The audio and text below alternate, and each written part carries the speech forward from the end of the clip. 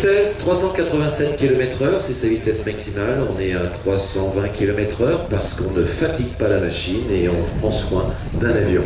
C'est un peu comme une voiture, si on s'amuse à faire des démarrages extrêmement rapides, à lancer le moteur à pleine vitesse alors qu'on n'est pas encore un peu chaud, bah forcément on va tout casser, tout abîmer. Quand on est propriétaire d'un avion ou utilisateur d'un avion, la première des choses c'est de prendre soin du matériel. Et puis quand on est démonstrateur de Mirage 2000, eh bien on quitte son avion de ligne et on s'amuse à faire un peu de voltige aérienne avec un avion qui est un biplace fait, dédié pour le voyage mais également l'acrobatie de base. Le boulot, c'est le revêtement qui a été mis sur le bois qui constitue cet avion, puisqu'il est fait de bois. C'est une construction allemande, et la particularité de cet avion, c'est d'avoir le train d'atterrissage qui fuit vers l'avant. Ça veut dire que le train d'atterrissage est pointé vers l'avant, et à l'atterrissage, il y a des amortisseurs oléopneumatiques qui font que l'avion a une tendance à pouvoir de faire un basculement droite-gauche et d'avoir une instabilité à l'atterrissage. Pourquoi ? Eh bien, si vous regardez le Spitfire, son train d'atterrissage est extrêmement étroit. C'était le cas également des Messerschmitt 109. Et il fallait retrouver la capacité à maîtriser un avion, peu importe sa taille, mais en tout cas avec les caractéristiques de train d'atterrissage difficile.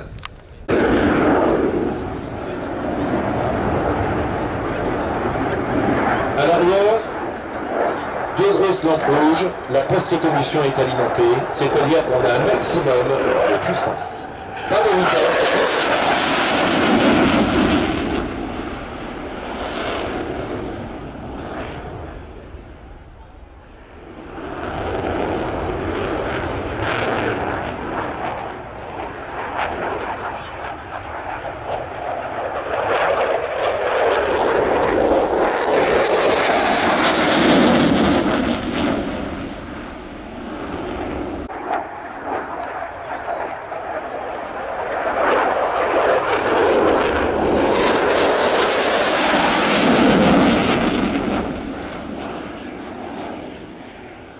On aperçoit, elle se détend derrière et elle apparaît. Si l'avion va vite en passage, peut-être qu'on aura la chance de voir un halo autour de la cellule.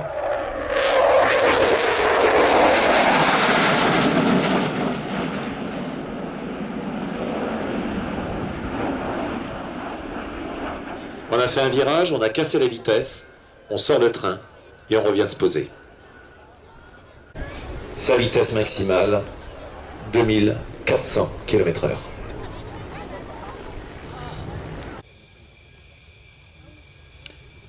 On parlait de bruit tout à l'heure.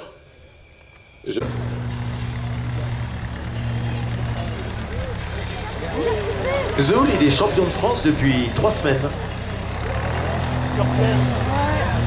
Mais Zoul, il fait partie de l'équipe de France.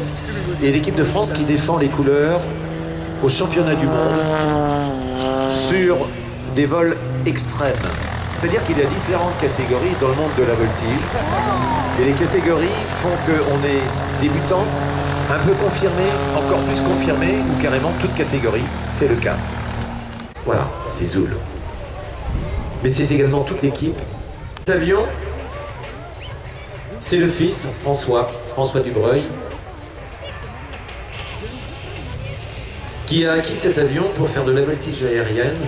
C'est la partie la plus compliquée qu'on puisse trouver sur un hélicoptère avec le recul en marche arrière en vol, parce que le pilote ne voit pas très bien ce qui se passe. Donc c'est sa dextérité qui lui permet de réaliser cela. Hélicoptère, et ce sont des gens extraordinaires. Nous avons eu un plaisir hier à les rencontrer. Non seulement ce sont des sacrés pilotes, des bons mécaniciens, mais ils ont toujours le sourire, toujours de bonne humeur. Et ce sont des gens qui vous font une démonstration au nom de l'armée de l'air belge. On a Igor Krag, dit Gorky, et Roger Andries, qui est le copilote, et à eux deux, ils font évoluer cette Augusta, cet hélicoptère italien, utilisé par l'armée de l'air belge,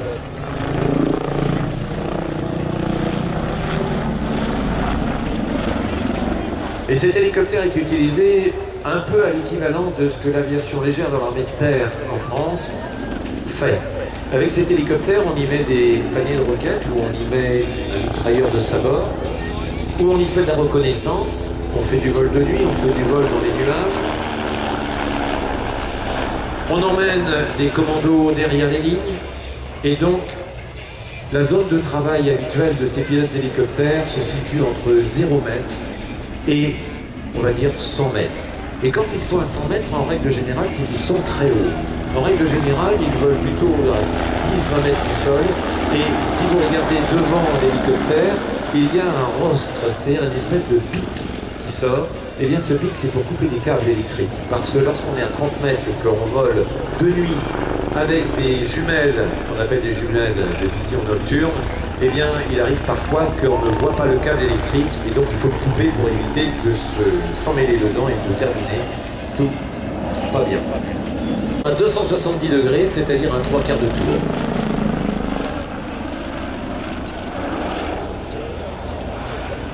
Et puis on va rotation plus ou moins. Et avec cet ensemble-là, on va aussi donner de la vitesse à notre moteur. Et c'est cette conjugaison des trois qui font qu'on se trouve en position, regardez, comme cela, quasiment verticale. On bascule, on fait un 3/4 de tour. Et la difficulté pour le pilote, c'est de ne pas avoir à tirer fortement sur l'engin. Pourquoi? Parce que le rotor est retenu que par un axe, déjà. Ensuite, les pales sont souples. Et si les pales souples, parce que les évolutions sont faites, il ne faut pas avoir le réflexe brutal, mais au contraire toute la souplesse. C'est pour ça qu'un hélicoptère est très souple et que, à part le fait de virer à gauche ou à droite de manière assez véloce, comme c'est le cas, à moins de s'appeler le tigre et donc de faire le looping, d'être capable de le faire parce que les pales sont conçues pour, eh bien avec un autre hélicoptère, on va faire beaucoup plus attention. C'est pourquoi les constructeurs modifient aujourd'hui les hélicoptères en font des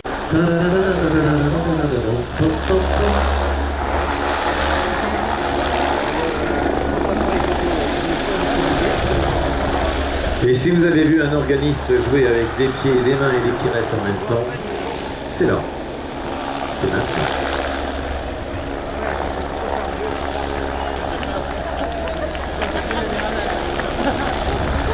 On peut les saluer.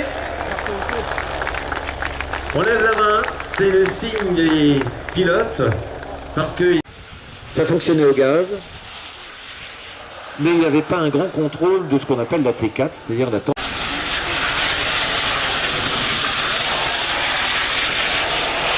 en l'air au-dessus vers l'arrière, là, c'est un enfant qui a dû perdre son ballon et il est en train de partir avec le vent. Le vent n'est pas très fort, environ 8 km/h, 10 km/h.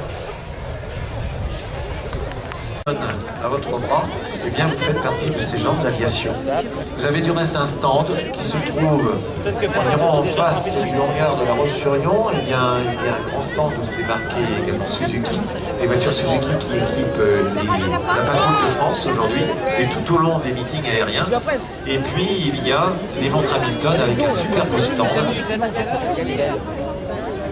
Et Miss France qui est juste à côté et qui vient d'arriver. Tiens, je te passe Stéphane. Il a ce genre d'animation, il sait faire. Moi, c'est pas mon métier.